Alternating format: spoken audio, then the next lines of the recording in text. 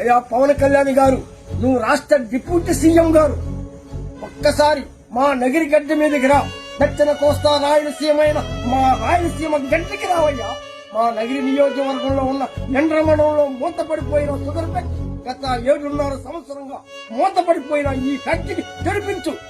నువ్వు యువ నాయకుడు, పట్టుదల కలిగిన నాయకుడని ప్రజల కోసం నీ కోసం అంతా వెయిటింగ్ లో ఉన్నారయ్యా.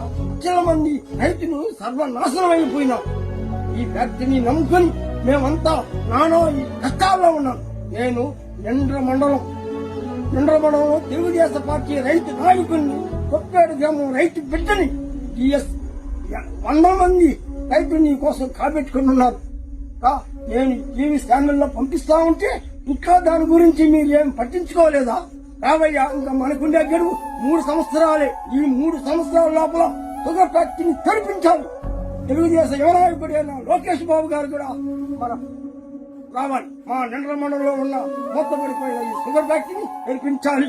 అదే మా బాధ, అదే నా కష్టం.